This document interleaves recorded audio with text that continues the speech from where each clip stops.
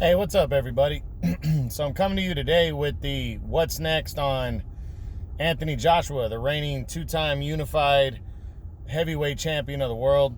Anthony Joshua returned on December 12th in the main event of a DAZN card where he scored an impressive ninth round knockout victory over mandatory challenger Kubrat Pulev. So heading into the fight, Joshua hadn't fought in a year since beating Andy Ruiz, and Pulev hadn't fought in over a year also since a fight I was actually at in Fresno, California, when he got a workmanlike decision win over some low-level heavyweight. Coming in, there was, Joshua had to look good, and he did. He worked Pulev. He boxed well in the third round, put him down a couple times, almost finished him. Pulev got back into the fight a little bit, but I think it was more Joshua kind of allowing him to. But Joshua continued with the uppercuts nonstop. The guy loves throwing that uppercut. That uppercut's been one of his money punches. And that led to the knockout. He ended up scoring the first knockdown in the ninth round, and then finished it with a straight right hand that put, Pulev out for good. So it was an impressive performance by Joshua. It was a performance that he needed. It was his first knockout in over 2 years since he knocked out Alexander Povetkin. So, yeah, he really needed to, be impressive, and he was. And now he moves forward. So the big question is, what's next for Anthony Joshua, the unified heavyweight champion? Well, it's pretty much two options here left for Joshua. There's really nothing else other than these two. I mean, conceivably he could fight some other people, but right now it really comes down to two options, and that's Tyson Fury or Alexander Usyk. Obviously he wants to unify with Tyson Fury, the undefeated WBC champion, but there's some obstacles in the way. Both guys said they want to make the fight. The fight shouldn't be hard to make, but there are obstacles in terms of the networks. How does DAZN and ESPN come together to make this fight? That's not an easy thing to do. So that's one obstacle they gotta get past. Who's willing to, are the two platforms willing to work together, and how they gonna make that work? I mean, DAZN, it's $20 to sign up and to be able to watch that fight. It would basically be $20. You're signing up for a subscription, but I don't know how long they're making you sign up. Then ESPN, if they do it on pay-per-view, it's probably going to be $70, $75. So how do they make that work? That's a big obstacle right there. The other obstacles are they both have mandatory fights, but Fury is going to arbitration for the mandatory third fight with Deontay Wilder to see if he has to make that fight, or legally if he has to make that fight. Also, if the WBC is mandating that fight. But I think the WBC is going to pull the stuff they've been doing, and they're probably going to name Fury the franchise champion, allowing him to hold on to a version of the WBC title and let Deontay Wilder fight for the vacant regular belt. Excuse me. And Joshua's mandatory is with Alexander Usyk, the undefeated WBO mandatory number one contender and former undisputed champion. So Joshua could, the WBO, it looks like they're trying to push to make the undisputed fight with Tyson Fury happen, but they would have to pay step-aside money to Usyk to allow Joshua to fight. Usyk has claimed that he's open to it, but he also has pushed that he really wants this fight. So, that's Joshua's mandatory that's due.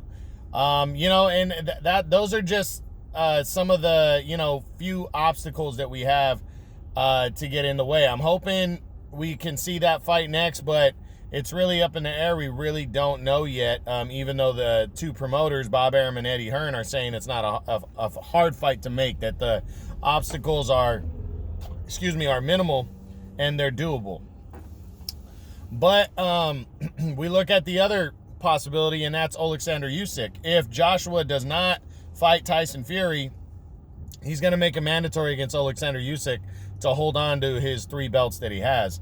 And that's pretty much just it right there. If he doesn't get the Fury fight, he'll fight Usyk, and make a mandatory defense. So I really don't see any other options. I think Usyk wants to fight. I think Joshua, he came out just yesterday and said that if the fight with Fury, he'll offer Fury the money, and he'll offer him the fight, and if he can't make it work, he'll fight Usyk.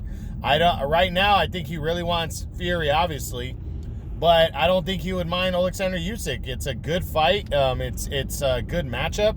Usyk's undefeated, former Olympic gold medalist. He's a World Boxing Super Series, champion from a couple years ago. He's the former undisputed cruiserweight champion. I mean, this dude has accolades and accolades.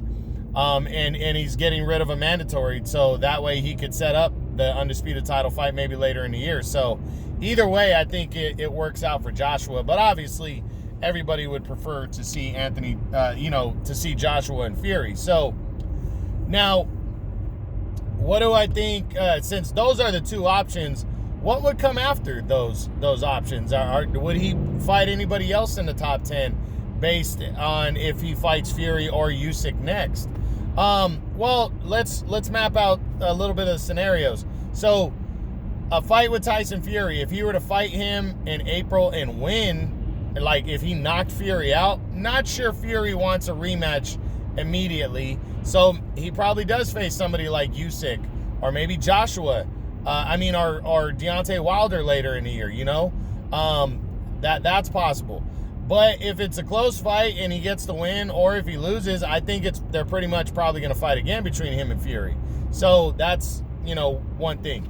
Now, if he were to fight Alexander Usyk next, the mandatory WBO number 1 contender, and he beats him, which he'd be the favorite to win that fight, then I think Fury probably comes later in the year.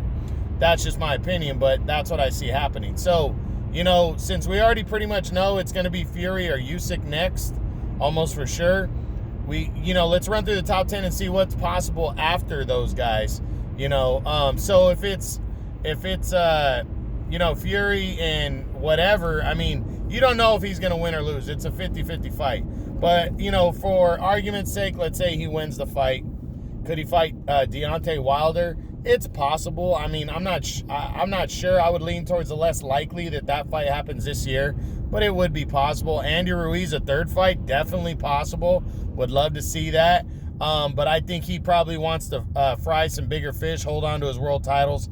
He might not be able to do that if he chooses a rubber match with Ruiz next. Maybe he wouldn't care. Maybe that fight would be bigger. Definitely a possibility for those 2 guys to lock horns. Number 5, a rematch with Povetkin. Not seeing that. He's already been there, done that.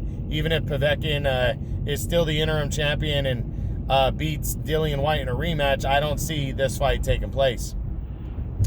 Any chance at him and number 6? Well, we know Usyk's number 6. Number 7, Luis Ortiz. No chance of that. Number 8, rematch with Dillian White. Not seeing that one either. White got knocked out. White's going to have to redeem himself against Povetkin. If he's impressive against Povetkin and Joshua doesn't have another option later in the year, and White is the interim champion and Joshua beats Fury, I think there's a chance that him and White could fight in a rematch. I think Joshua would be even more believable that he'd knock him out, and it might be a mandatory fight, so he'd be like, hey, fuck it, I'll make some money and I'll get Dillian White out of the way. So, slight possibility at Dillian White later in the year. Number 9 is Joseph Parker, the former WBO champion. A rematch with him, not seeing that one. He's been there, done that. Parker's trying to work himself into a WBO title fight, but I don't know if Parker is mandatory and gets it this year. And if he does, and Joshua's already fought Fury once, I think he'd give up the belt and fight somebody bigger than fight Joseph Parker again. And then lastly would be Michael Hunter. I highly doubt it. I don't think Joshua is going to be desperate for opponents this year, so I highly doubt he faces anybody like Hunter. No, overall, I think Anthony Joshua is going to either get Tyson Fury and Alexander Usyk, or Alexander Usyk. He might face both of them this year.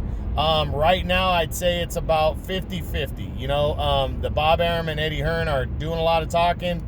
But that doesn't mean anything's getting worked out concrete. You know, it's just talk right now.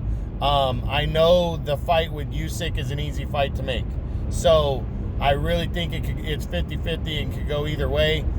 Personally, I wouldn't mind seeing Fury and Wilder fight a third time and then seeing Joshua clear things up with Usyk and then go straight to an undisputed title fight later in the year. I wouldn't mind that at all. I think you're getting pretty much your best candidates and most believable guys that could beat you and Fury in Wilder and Usyk. You're getting those guys out of the way, building that huge super showdown between Joshua and Fury, and then boom, they could go at it later in the year. I'm okay with that going down, but I think a lot of fans want to see Joshua Fury now. I can't blame them. I want to see it too, but I just think the chances are I think you build the fight better, and the chances of them coming together makes it more likely later in the year if they clean up these two guys in Wilder and Usyk and get them out of the way. So we're gonna see. We're gonna see what happens, but I hope Anthony Joshua, gets back in the ring. We hear something soon. So that's what's next on Anthony Joshua, the reigning and two-time unified heavyweight champion of the world. Hope you guys enjoyed it. True Boxing, you've been hit with the truth.